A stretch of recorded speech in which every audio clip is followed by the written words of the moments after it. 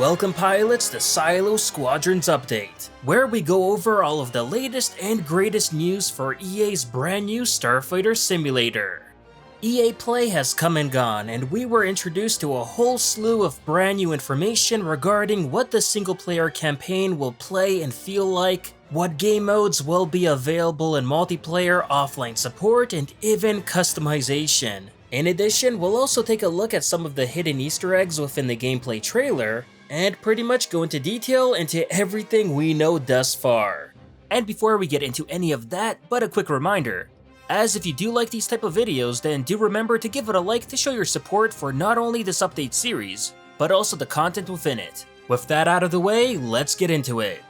Okay, we now know what Squadrons is, looks like, and well, almost feels like from some of the gameplay footage we were able to catch from EA Play. Starting with the single-player campaign, you'll be creating not one, but two custom characters. A pilot for the Vanguard Squadron in the New Republic, and a pilot for Titan Squadron in the Empire. Throughout the campaign, you'll be switching between the two characters depending on the story, and simultaneously experience the war from both sides.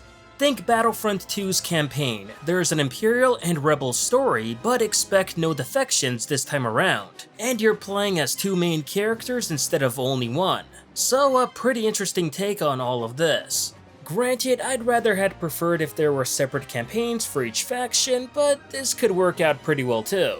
And in case you were wondering, yes, it also has been confirmed that the story in the campaign will be connected with the Alphabet Squadron novel, where of course Vanguard Squadron make their first appearance in canon. Now, based on the gameplay trailer, it looks like the Empire story will be largely focused on destroying the currently in construction Starhawks, which are being built at the Nadiri shipyards, while Vanguard Squadron's story will be defending key New Republic locations in the Bormia sector from Imperial forces, and as well tackling some sort of special covert assignment according to StarWars.com. And speaking of which, it also seems like Hera Syndulla will have more than just a simple cameo in the campaign. Which, now that I think about it, I really wouldn't be surprised if there was some sort of escort mission with her and the Ghost in there too. And the one and only Ray Sloan from the Aftermath book series will also be making an appearance here too, as we see her in the trailer as a hologram. We haven't really seen much of her outside the books, so to see her here will be pretty neat. As for multiplayer, we know that it will contain two modes: Dogfights, which is the smaller of the two modes, and Fleet Battles, the large flagship mode of the game.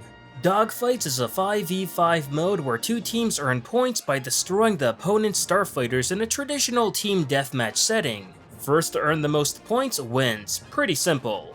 As for Fleet Battles, this is Squadron's signature mode. For this mode, you can play against players or AI in a multi-stage objective-based battle. Advance the front line by dominating the enemy in an intensive tug-of-war and carry out bombing runs to take out capital ships to reach your primary objective, the destruction of the enemy flagship. What's also awesome is that this mode should also be available to play for offline as well, where you can play with both AI teammates against AI opponents, so fortunately offline players are pretty well covered here. It should also be mentioned that you'll have the option to have online matchmaking prioritize whichever faction you prefer to play. So if you want to only main the Empire online, then you can definitely do just that. Customization is without a doubt a pretty big aspect of this game. Aside from customizing your pilots, you can also fully deck out the skin of your starfighter, as well even add little trinkets within your cockpit like the Ewok bobblehead that we saw in the trailer. That said, pilot customization here looks to be pretty limited. Pilot customization seems to be just head and uniform swapping, basically the same thing we saw in Battlefront 2015. So don't exactly go into this expecting molding the head to look exactly like your face or anything specific like that. As for flight suits and starfighter skins, they'll be categorized into three rarities that we currently know of: Common, Rare, and Epic Rare.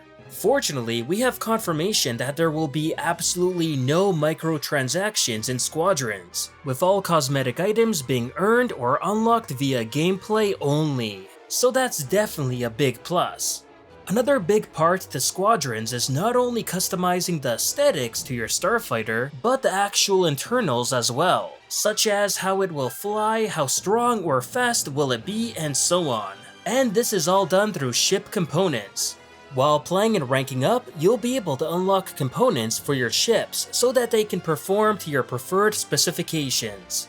Each Starfighter can be outfitted uniquely too, meaning an X-Wing may have some different upgrade options than an A-Wing or a Y-Wing. Ship components range from different weaponry, auxiliary parts that aid in repairing or engaging your enemies, and much more. There's gonna be a total of 6 component slots that you can customize, and these are primary weapons, auxiliary, countermeasures, hull, shields, and engines. Each component offers unique effects to your ship, though most have a trade-off. For example, one type of shielding system will provide more protection against blaster fire but less against missiles, or vice versa. And from what we know, there will be a total of 50 different components that players can collect and attach to the component loadout of their ship. However, like stated before, not all of these will work for every ship. Like for example, don't expect to use the repair droid component in a TIE fighter. Aside from collecting ship components, what also matters most is how you'll use them in combat. During combat, managing the performance outputs of your ship will be crucial. At any given moment, you'll be able to decide how much you want your ship's power to be channeled between your engine power, aka speed, laser power, aka offense, and shield strength, aka defense. Mastering power management on the fly is what will separate you from the space dust you leave in your wake. Of course, not all Starfighters have shields, but those that do have the ability to manually focus them entirely to the front or the back when needed, giving twice the protection to one part of the ship but at the cost of no shielding to the other. With this though, they'll typically have the slightly lower max speed and offensive capabilities than their unshielded counterparts. Additionally, unshielded ships can quickly transfer additional power to their engines or blasters when they need them the most. Now, even though Squadrons will come with 4 ships per faction, with 8 being in total, there's still a chance we could see some other familiar ships be added on later as DLC. Like for example, we know that the B-Wing is shown within the Squadrons concept art, so Motive for sure didn't forget about it. Considering the B-Wing isn't your usual run-of-the-mill Starfighter, it's possible they could be saving it for something special at a later date. And in that same screenshot, we can also see a small piece which says Millennium, which of course should stand for Millennium Falcon. As for the Empire, there is a piece of gameplay footage within the cockpit that shows what looks to be a TIE Advanced V1 within the middle screen, which we know is the TIE fighter that the Inquisitors use in Rebels. It's most likely that this Starfighter simply shows up during an escort mission or something like that in the single-player campaign, but it would be interesting to see them maybe add this to multiplayer too, especially since it actually, has a shield system unlike your average TIE fighter.